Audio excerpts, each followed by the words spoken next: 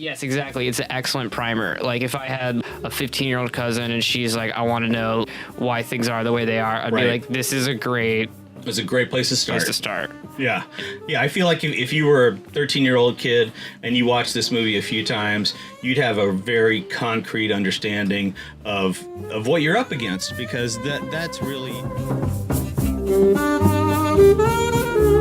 Welcome, ladies and gentlemen, to the Grande Bouffe. The Big Feast. With myself, Cole Smithey, and my co-host, Mike Lacy. As always, we are here to copiously consume international politics and culture through the prism of a single film and a different craft beer each week. Hello, Mr. Lacy. Hey, what's up, Cole? Rare to see you on an afternoon right now when we're recording. That's new for us. I know, Friday, spring afternoon, everything's in blossom in New York. All the pretty leaves are... Well, it's a little rainy today. Don't make it sound so perfect, but the weather has been amazing. You just feel this like joy walking down the street when there's that. What's it called? The big thing in the sky with like the yellow light is out. The sun. Yeah, right. You see that? Yeah, you can see a little bit of it. And as New Yorkers, we really don't see much of it.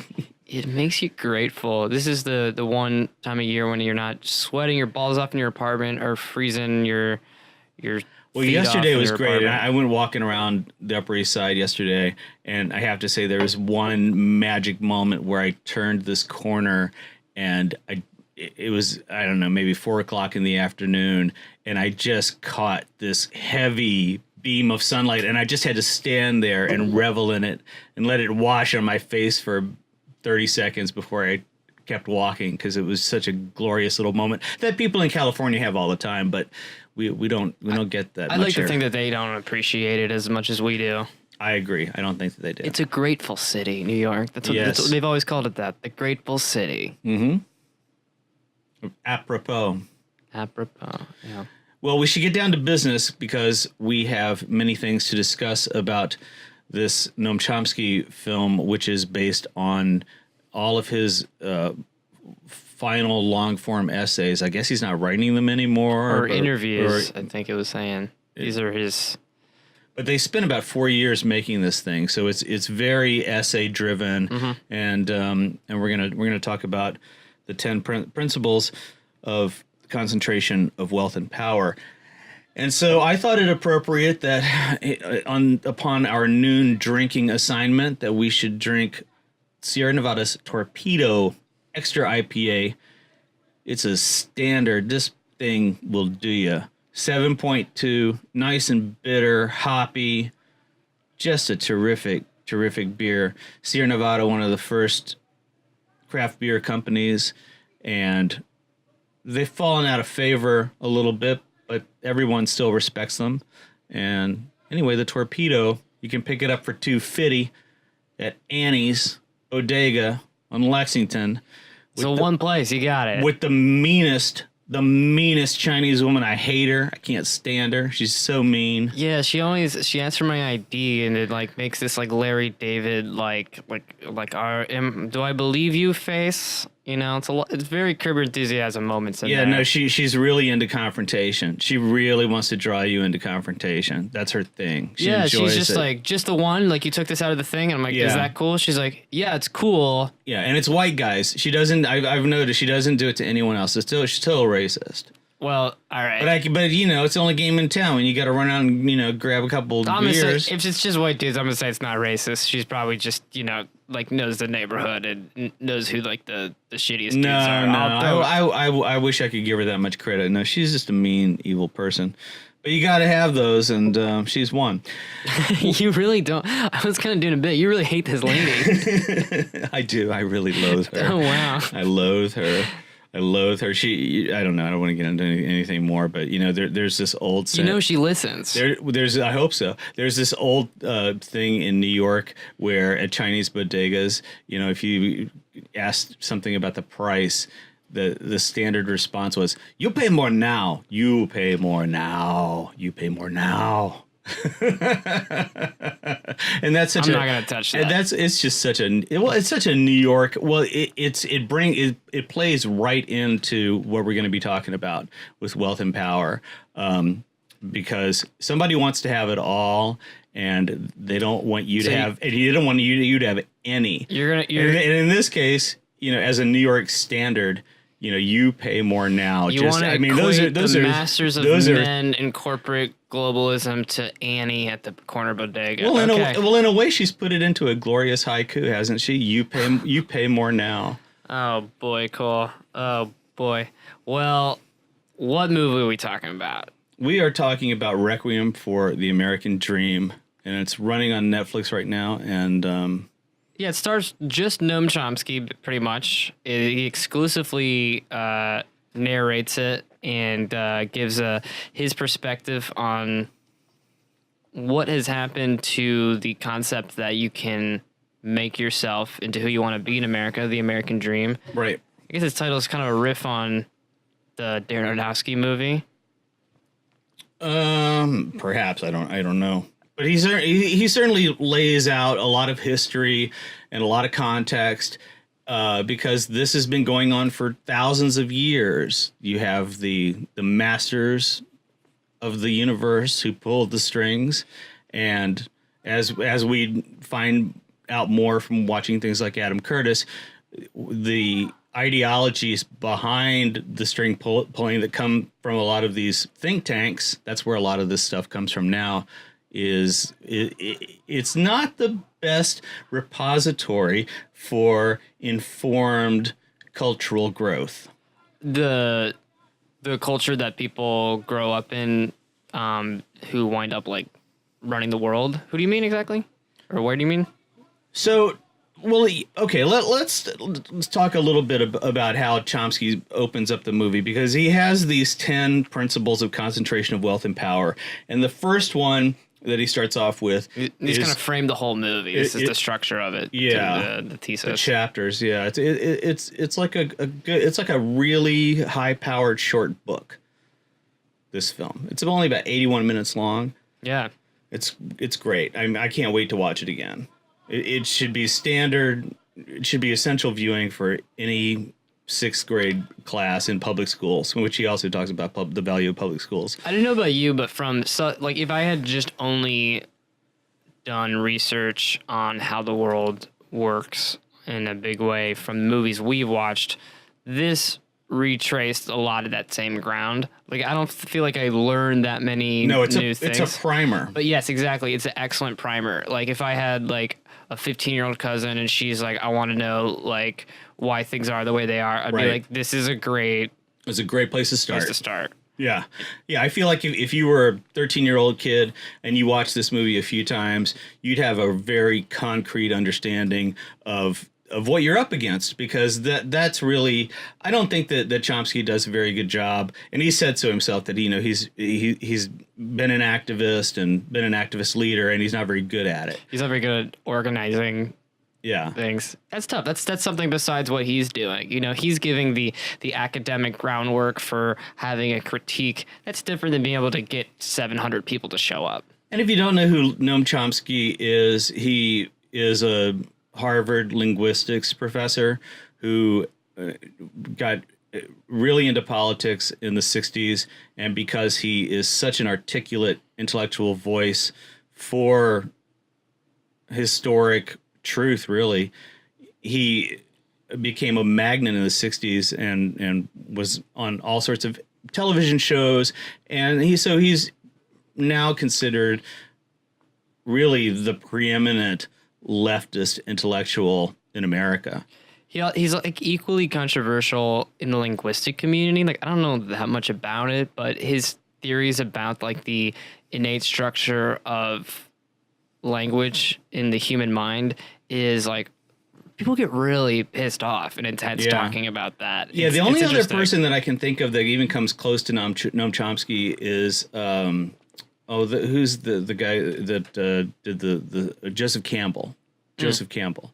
He's that kind of intellectual, and it's interesting too the language, because Campbell, of course, a language professor and studied world languages, and so they both come from a very informed foundation of global thought. Yeah, it's definitely rare to see someone though who is so tied to being politically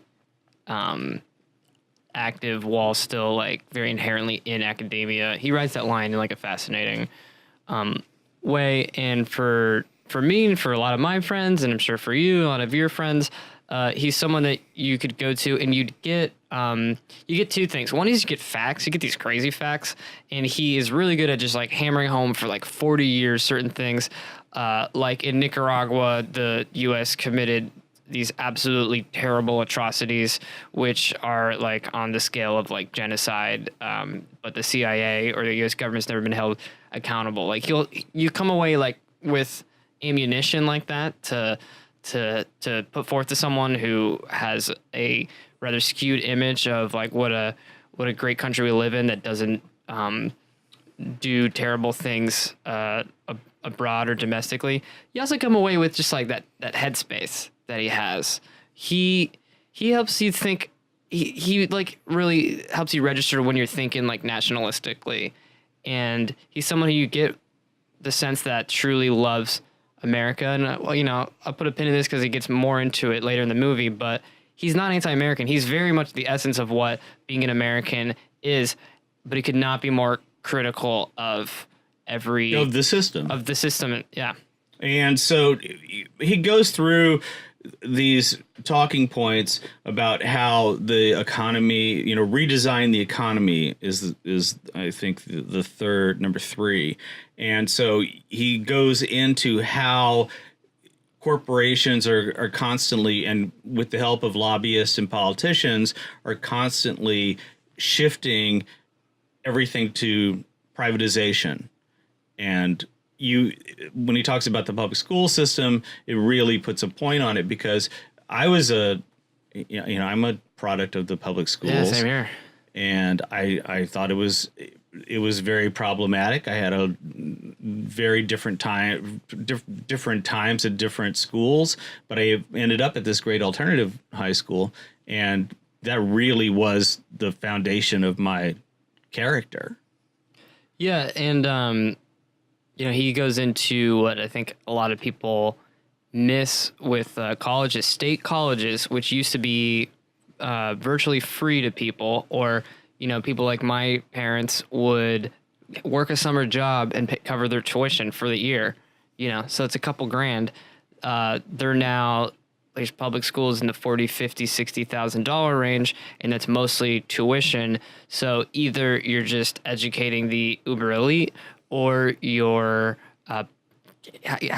people with less money are being educated, but they're now wage slaves, and they have this enormous like debt on them. And this is all serving towards. And so I feel like it's we should get into like the duality that is trying to be imposed on the country. And I'm seeing this like again and again and again in different movies we watch and different things we read. Mm-hmm. There is a intense inherent urge in large societies to stratify humanity into a double class system. And it happens when through taxes is one of the main ways that it happens, because now you've got corporations such as General Electric who make more money moving money than they do manufacturing anything. When I was a kid, General Electric made everything. They made washing machines and radios and all sorts of stuff. Now they are just in the banking game. And Chomsky talks about how 80 years ago, banks played a very small role in the economy. And he shows how now it's enormous. Yeah, as an industry, they have more. They're a larger part of the GDP than any other group. But you know what I want to do, Cole? I kind of, maybe we can like punch through different sections, but instead of just sort of affirming each other, I almost want to take the counterpoint and say like the masters of men, and he draws back to this line from Adam Smith, who in 1776 published The Wealth of Nations, which is usually cited by people who are for an inherently like brutalistic capitalism, but it's actually based on the concept that sympathy is a very important part of structuring an economy in a society, and that what was an inherent evil that needed to always be overcome is that the masters of men believe that they have this like the vile maxim, which is like that which is good for me is the only good. All for ourselves and none for anyone else. All for ourselves, none for anyone else. But I want to take the counterpoint and be like, yeah, man, that's how it's got to work. Because you know what all those other people don't have who are uneducated and are poor and greedy and envious is they're just going to team up and fuck us and destroy society. I'm with you. And so let's carry that out to the farthest, to its farthest extrapolation, which is to say, kill everyone, really, because that's what we're, that you are putting such. We'll connect the dots. Hold on, I'm going. I'll do it. Don't worry. Okay. So we know every day we learn more and more how little value is put upon human life. America is bombing. Who knows how many? No one even knows how many people the American military kill every day. I'm guessing it's somewhere between 10 and 50,000 on a really good day. Maybe there's 50,000 people killed between 10 and I'm guessing between 10 and 50,000 every day. American military is responsible for killing that many people. I think that's very high. I think 50,000 people is a lot of bodies to hide. Well, but that's on a good day. So maybe they only got 10 today. Maybe they only got 9 yesterday, but they get 11 tomorrow. 9,000 or 9,000.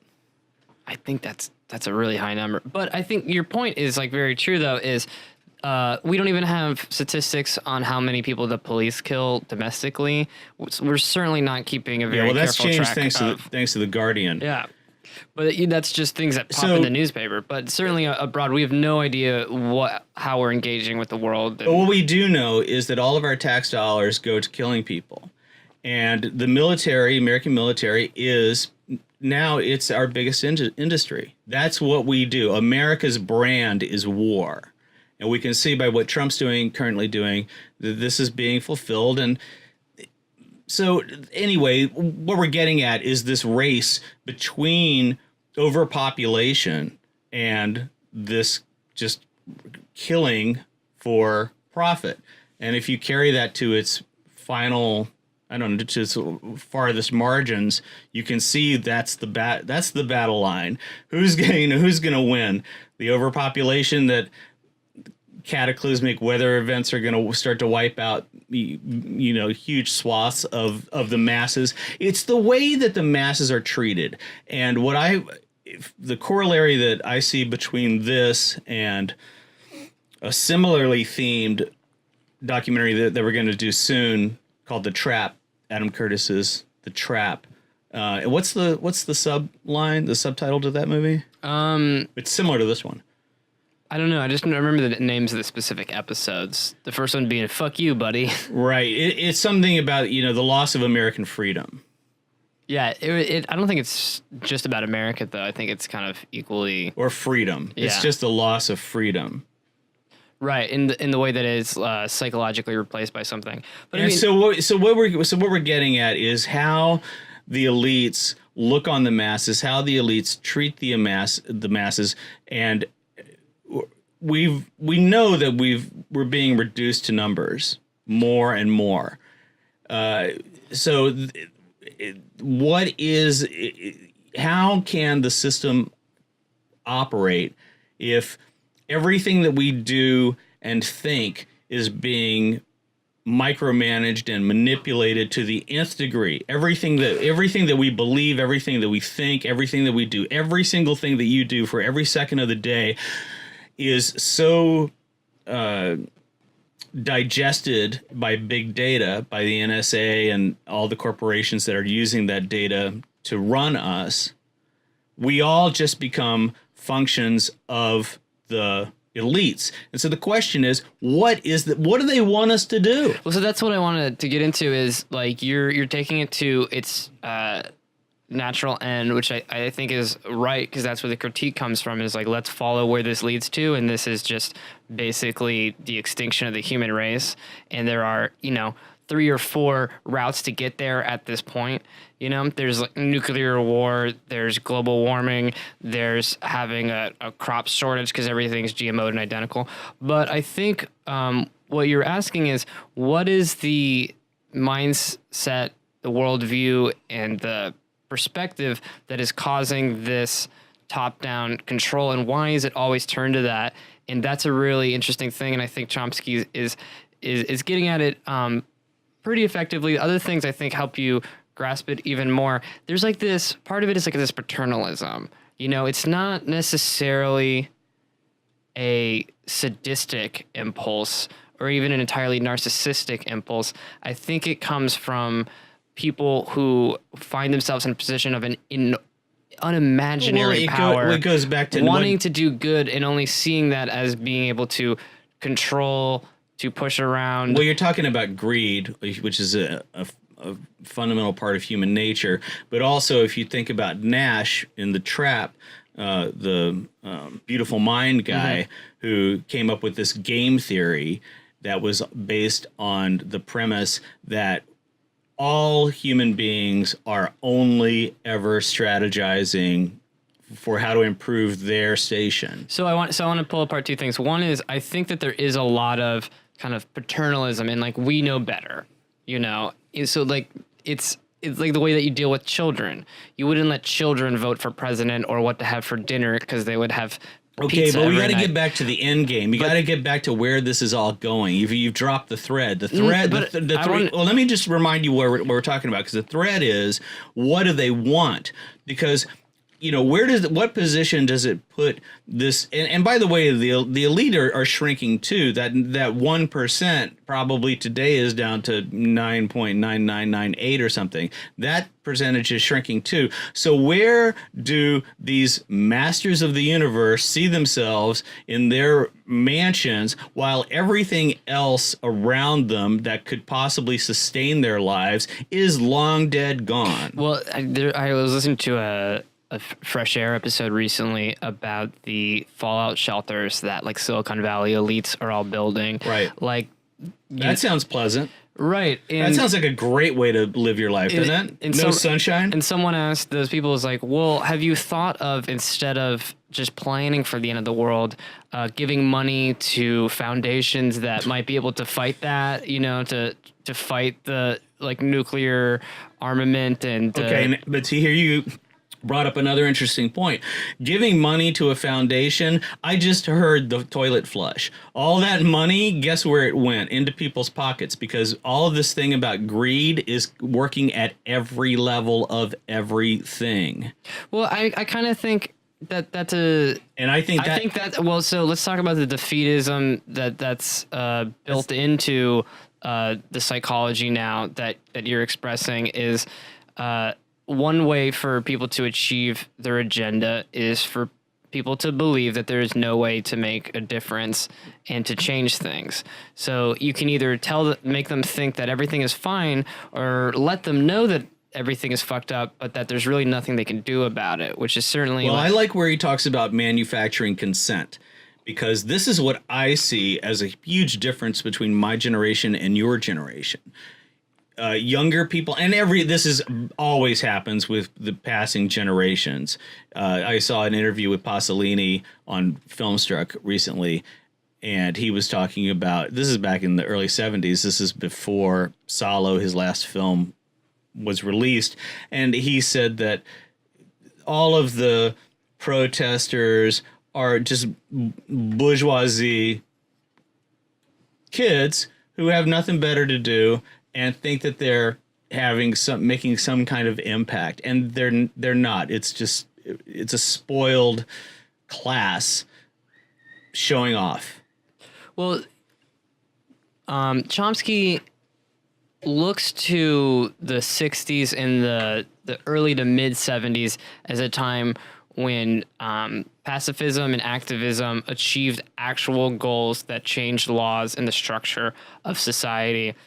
And then were hung out to dry by their own, because right. All of those people, either all the hippies, the smart hippies, turned over a new leaf, became Republicans, and found ways to start their own companies and make lots of money. And then they put together things like the crisis of democracy, right, where you had the Republicans and the Democrats both with this idea that, we have a little too problem with democracy here. We got a little too much of it. And need to put a little it's an ancient clip that bird's wings. That sort of flip that you're saying, the thing where the liberals who come to power in from the angle of creating more fairness and then flip and then become the problem itself. You know, if you look at like Castro, it's an ancient problem. Plato talks about it. Plato talks about how anyone is young, wants more rights, more freedom, wants to expand society. And as they age, they tend to start to become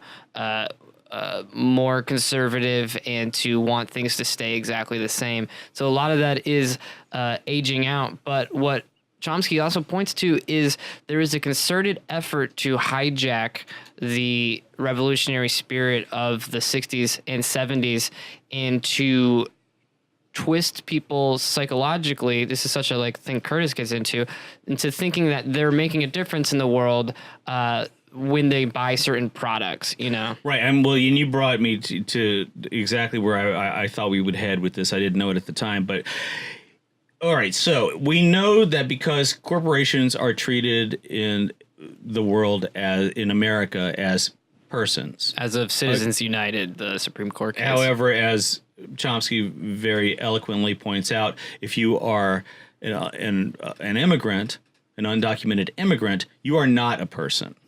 If you're, I don't know if he says this explicitly, but it's equally true. If you are in the criminal justice system, you have fewer rights than a corporation.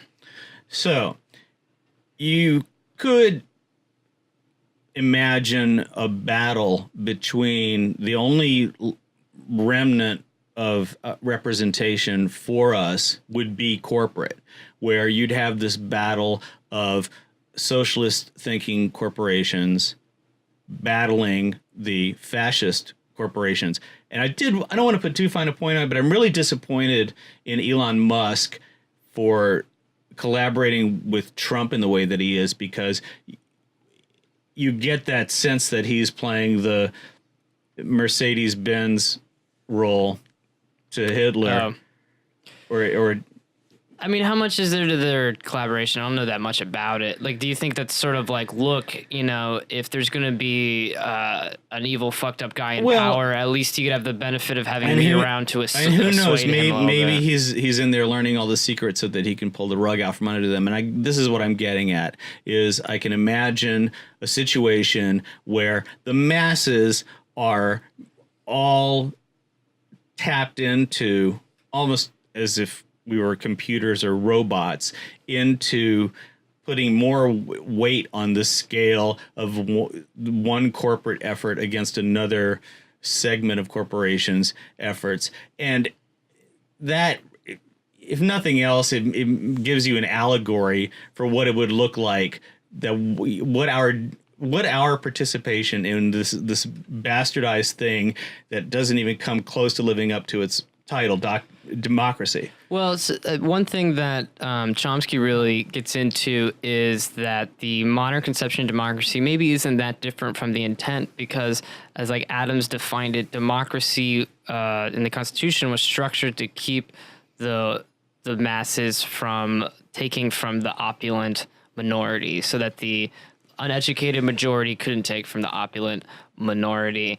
And if you look at the way that it's structured now, is it really that different than that? So, I'll play the counter argument again. What's your vision, Cole? It's just everyone. What's it look like if America really gets to pick who they want? All right, it looks like Donald Trump becoming president. You know? Okay, well, let's say we woke up tomorrow and Anonymous had, in collusion with the best hackers in the world, they had emptied out the pockets of every bank, of every wealthy person, and they had distributed all of the world's wealth equally among all of the world's inhabitants. So maybe you end up with an extra, I don't know, $500 in your account, but no one else has more than $500 either. Mm-hmm. So, yeah, my question is, what's it look like a week from now, a year from now, 100 years from now? And that money is going to move and change hands, it's going to restructure, and there's going to be inequality there. And a thought that like occurs to me, and I've heard things to this effect, is it's not about designing a society which is completely stable, that has no problematic inequality, because there is going to be greed, and there are going to be sociopaths who are charismatic and rise to power and who have fucked up ambitions. What it's about is it's about having the tension, and to have, like, there will always be class warfare, but how can you make it as fair a fight as you can, so that there is movement, there is mobility, and there will always be people who are ripping people off and always people who are fucked.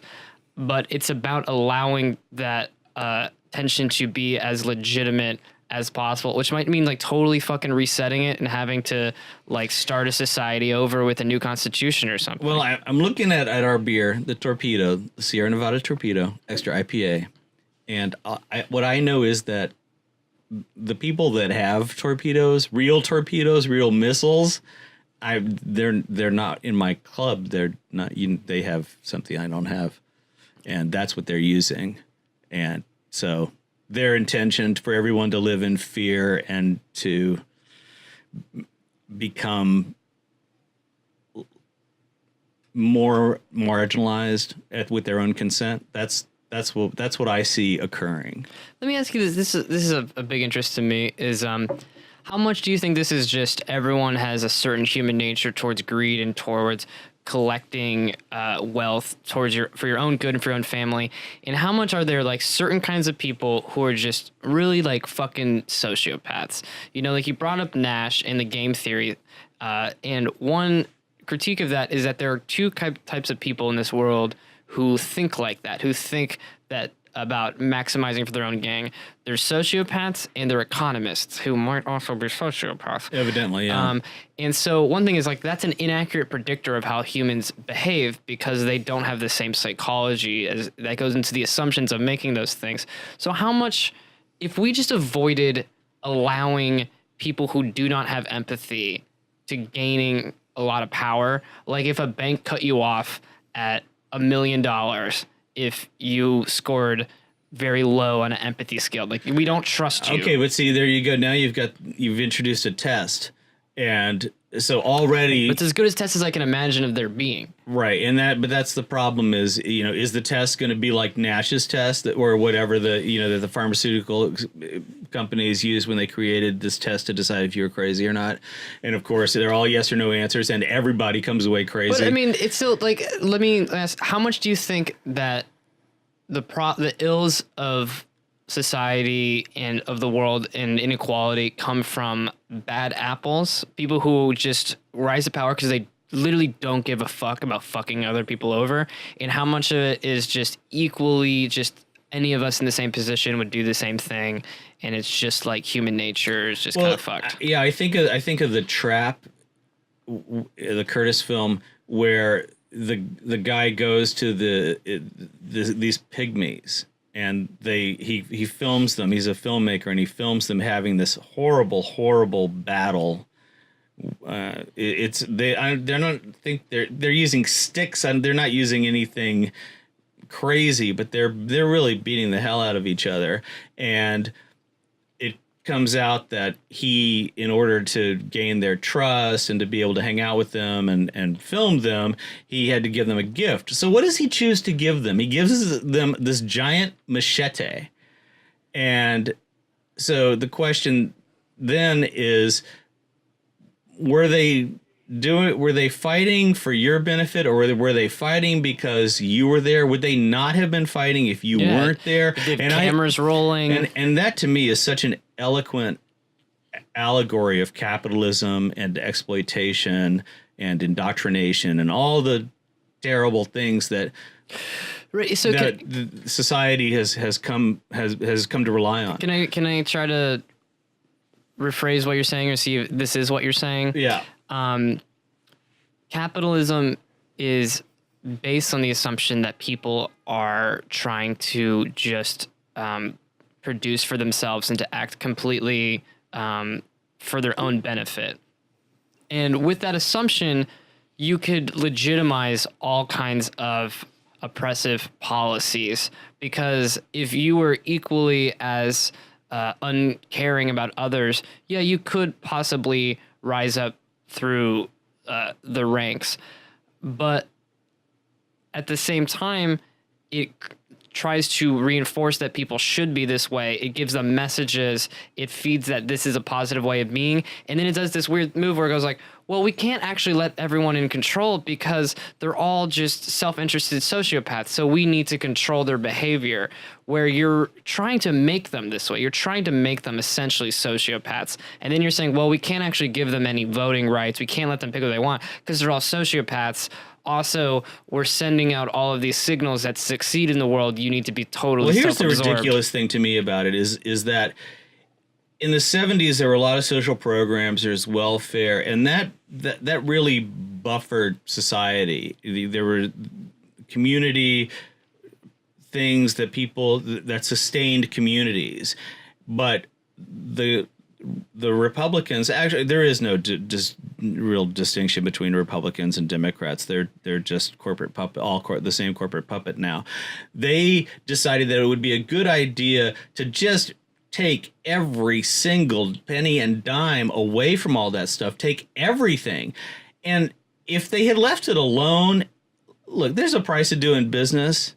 So why not just pay that price? They would much quicker budget in the amount of money that they're going to pay out in lawsuits, which, my friends, I think is a great way to undermine the system. If you can get a nice fat lawsuit against a corporation and take a few $1 million away, that's the only way in the system that we live in. That's the only way that you can get ahead. Well, you know, but that's what I'm saying is that, you know, they would rather build that into their capital losses than to just spend that money the right way. And that's what the distinction that we're making. What is that impulse? You know, these economists, yeah, they're freaking sociopaths. They don't think right.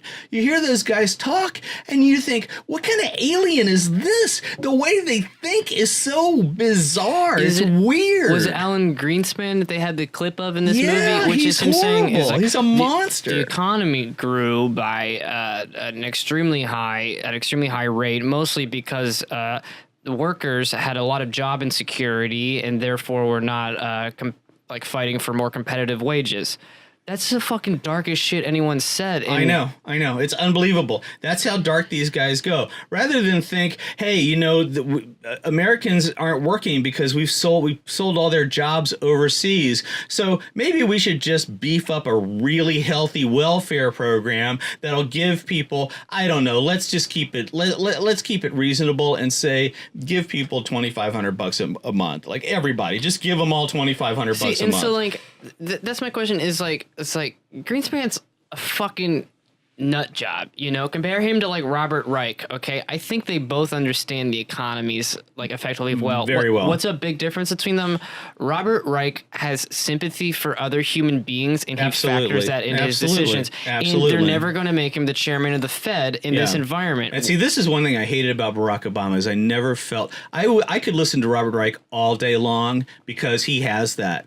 But Obama is cold and brittle and shrill and hollow. He doesn't have that. When you listen to Obama speak, you don't get any of that out of what he's saying. I don't get any of it. You get more. What you do get is that he is a very polished, veneered politician who is he's never going to let any speck of grit or dirt on his flesh. If you look at his decisions after the collapse in 2008 and who he picked to fix it, as this movie details, who he picks to fix it, and how there was nothing actually fixed, and how we were just setting ourselves up for another collapse, another massive bailout.